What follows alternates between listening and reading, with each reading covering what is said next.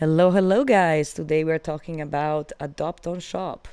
It's gonna be a very controversial videos, but I'm gonna support all my claims with data, so please stay.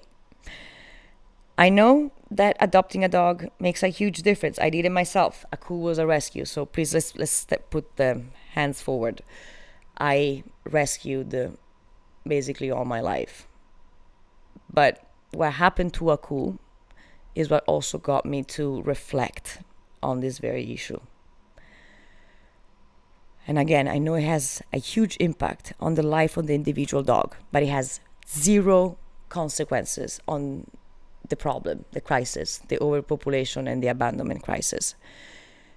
I usually would limit access to these more in-depth videos and papers like this one to my paying members of my community, but this is such an important topic that I want to leave it open for everyone to read and to watch. It took me more than 4 days, 5 hours a day of research to write and do this. So let's start.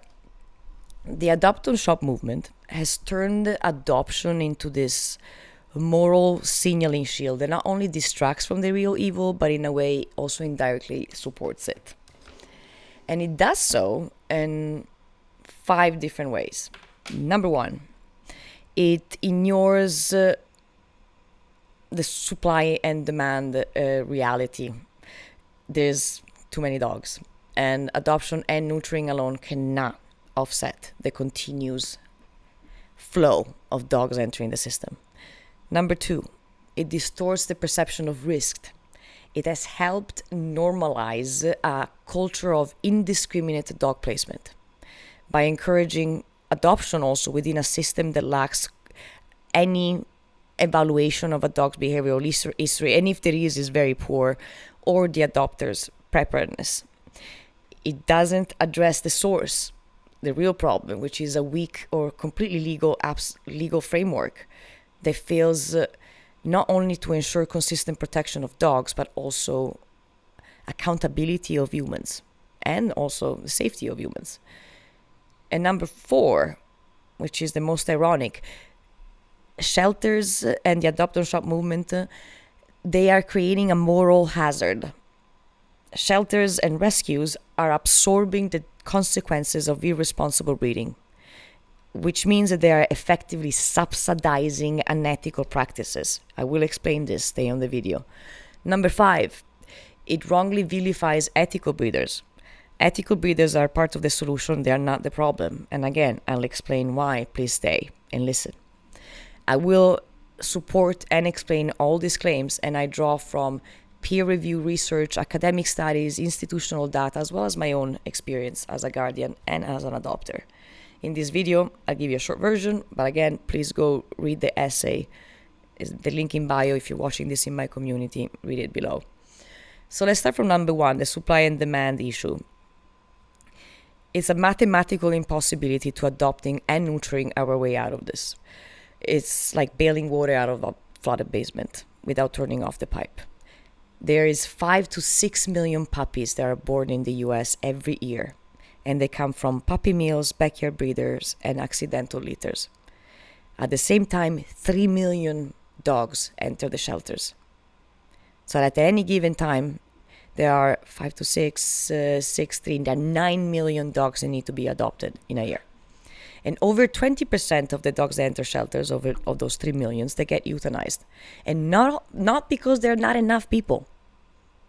Even if any adoptable home stepped up tomorrow, we will still be in the same shithole next year when the other 5 to 6 million puppies will enter the system again.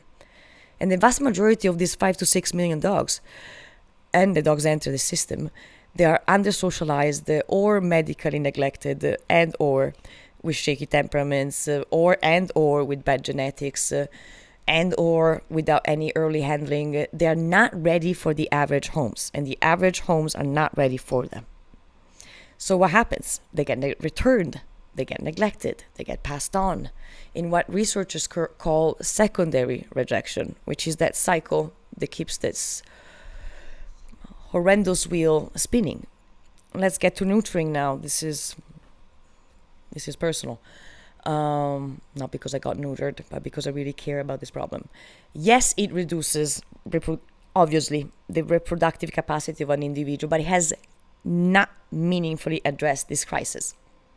If this widespread sterilization alone were effective, we would expect to see a consistent and sustained decline in shelters intakes. Instead, except for COVID, because COVID, the numbers in shelters has grew, and they became worse than pre-pandemic levels. Because all the dogs that were adopted in the pandemic, 20% of them, maybe they got back into the shelters. We got to statistic and numbers later.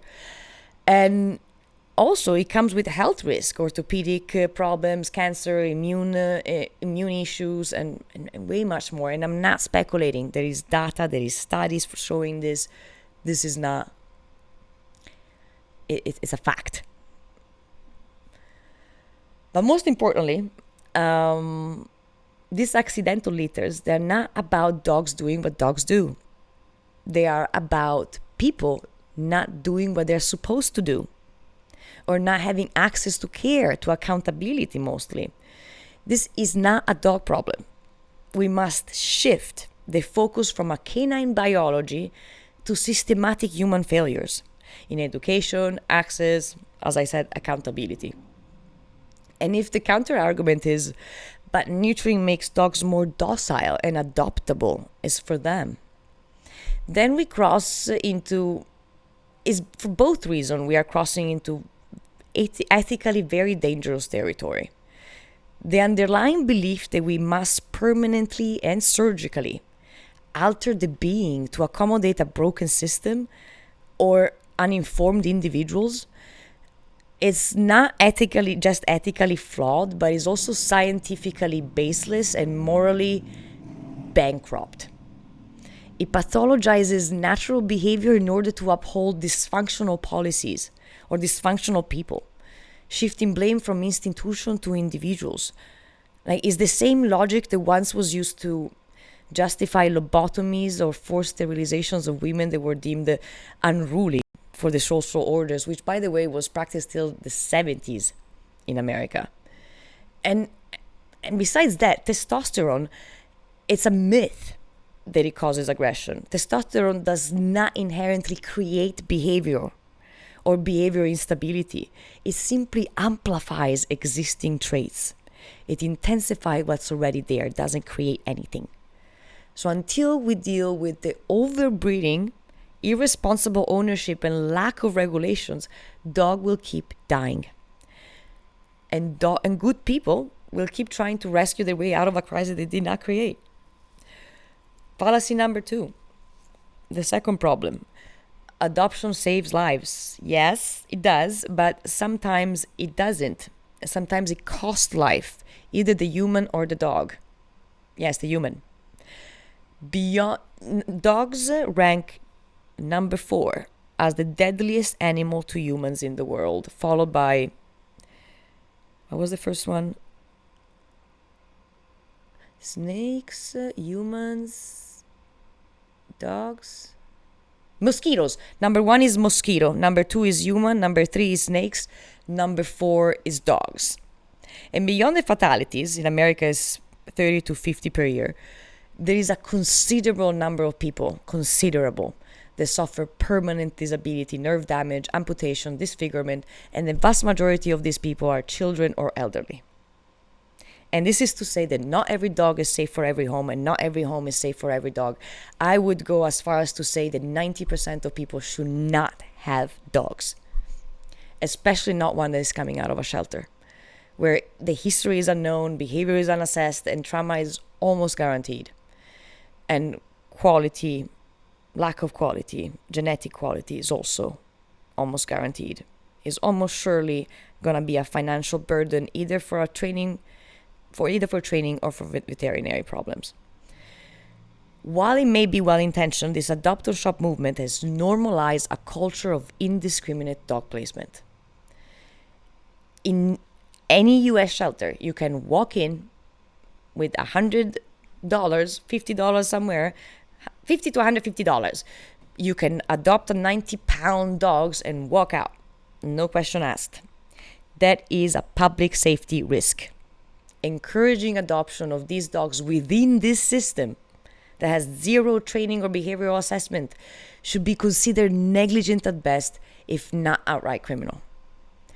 Okay, well, now maybe you're saying we are not encouraging adopting aggressive dogs. Even the most tolerant, decent-tempered dog can turn dangerous if they're misunderstood and mishandled, or stuck in the wrong environment, which most of the time it is.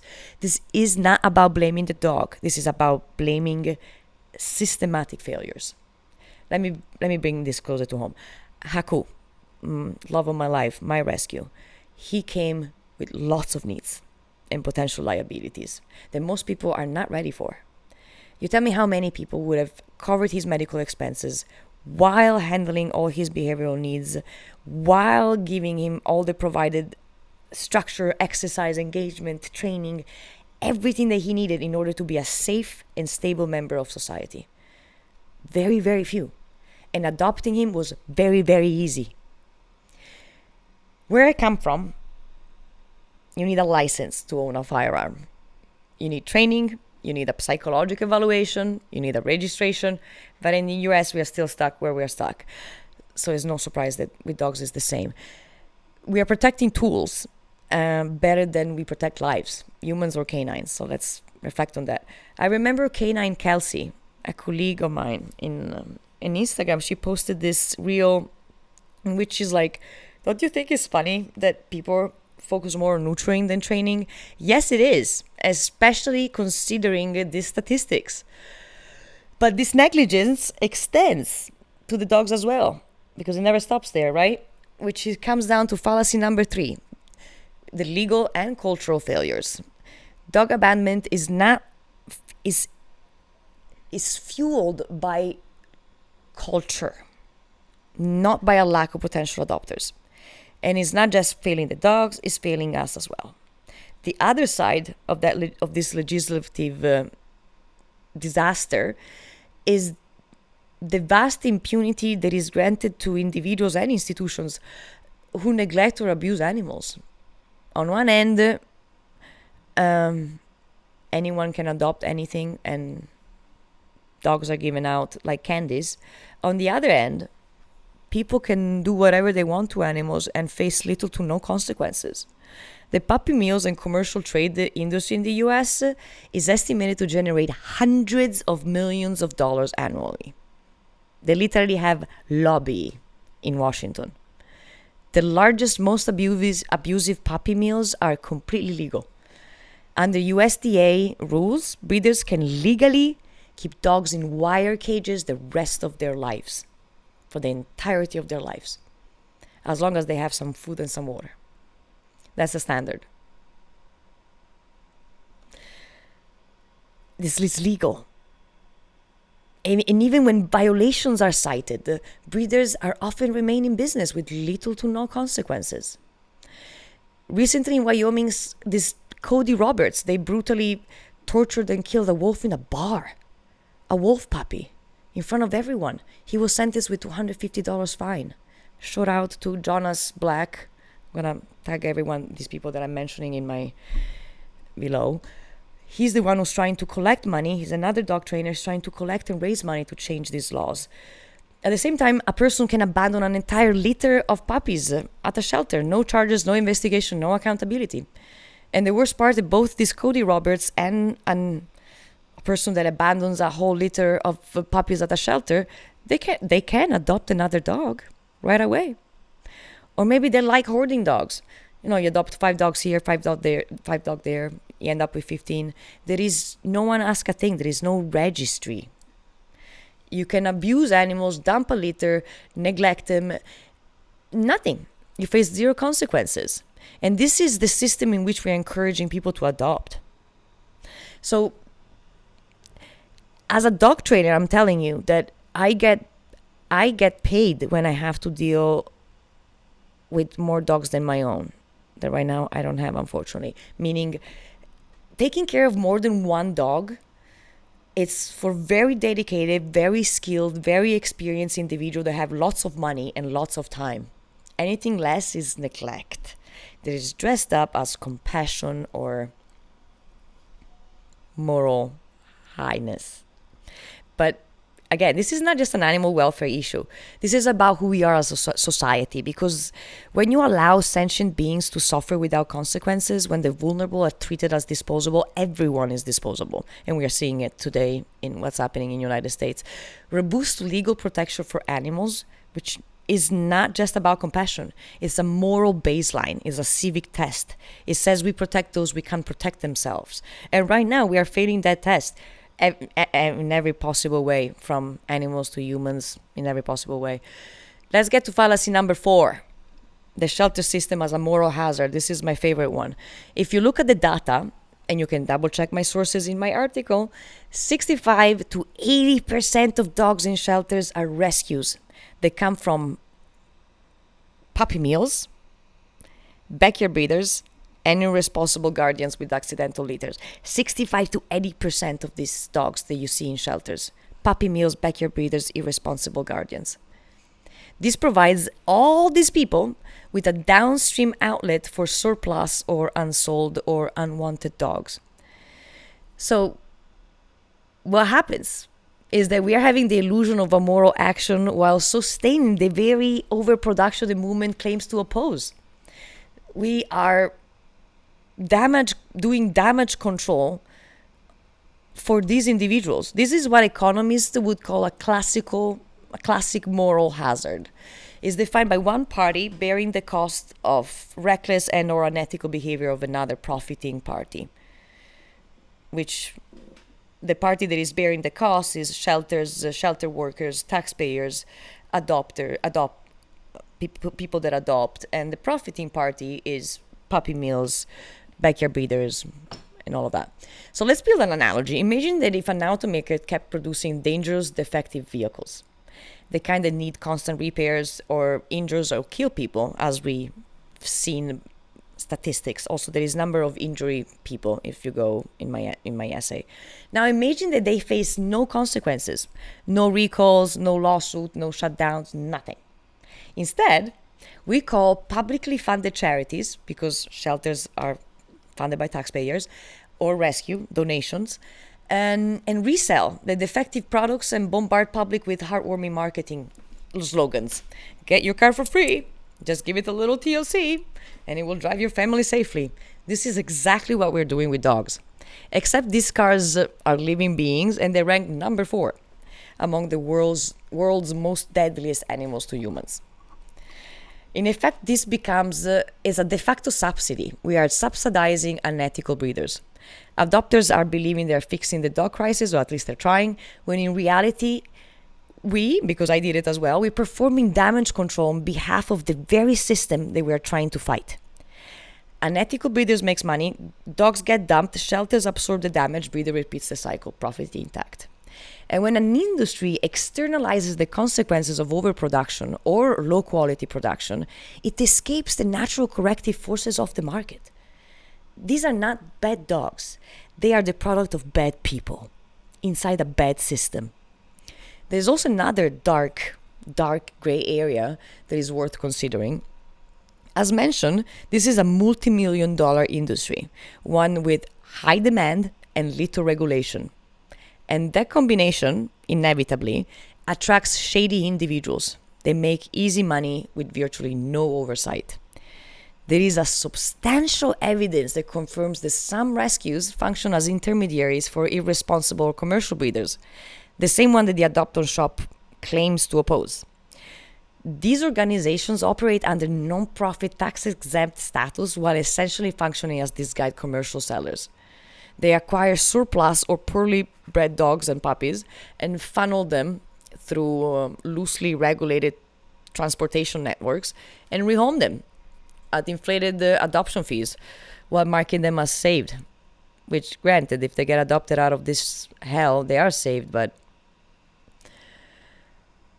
there is also another moral dimension that is often not considered: the shelter staff and the real rescues, the people that work there.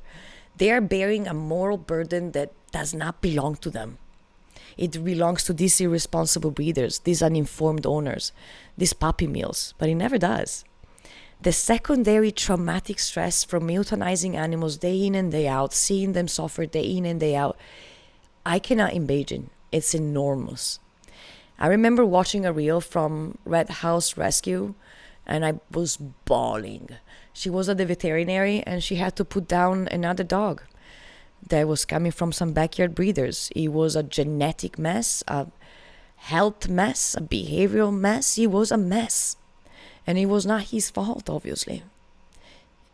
And she remember, oh my God, it makes me want to cry just thinking about it. I don't remember word by word, but it was something along the lines of, I hate you, backyard breeders. I hate you. And she's the first one who supports real breeders, which brings us down to fallacy number 5, the don't shop part of the equation. One of the most damaging fallacies in this modern animal activism is the idea that all breeders are villains. That if you shop, you're supporting cruelty. No question asked. While, as we just saw, if you adopt, you're actually subsidizing unethical practices. Ironic. This is not just unfair, as we've seen from what I mentioned before, is intellectually very lazy. The adopt and shop movement, well, again, it may be well-intentioned, has helped entrench this mindset. It flattens the ethical landscape into this false binary, rescue good, breeder bad, which we've seen that it's never like that. There is good rescues and there is bad rescues. There is good breeders and bad breeders. But in doing so, it demonized a very small but essential group of people that dedicated their lives to this dog. And breeders, less than 1% of sheltered dogs come from breeders.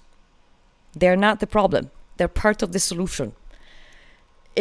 Imagine if all dogs would come just from ethical breeders. If there is only 1% of dogs that are from ethical breeders in the shelters, make the math. Yeah, I'm not gonna say it out loud, but. And no, I'm okay. And then I'm already hearing the comments of people. I'm already hearing it. Some people argue that this is people that support breeders are they're into eugenics. Eugenics was about coercion, supremacy, and social control. Responsible breeding is about health, functionality, and mutual well-being. So, no, that is scientifically and ethically incoherent. No, so let's move forward. To confuse, unlike puppy mills, responsible breeders, they screen adopters like an adoption agency. In today's world, with a shelter crisis and behavioral epidemic, ethical breeders aren't the enemy. They are the counterforce. They're standing against the chaos. They produce dogs that do not end up in shelters. Their reputation lives and dies with the well-being of these dogs. These are dogs, people.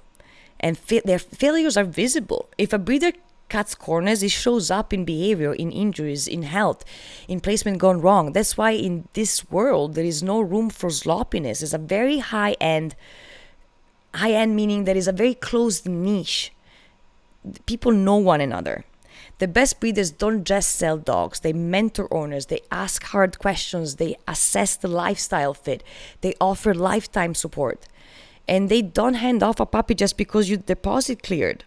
Sometimes they say no. Sometimes they'll make you wait 6 months because they're not breeding for profit. They're breeding for integrity.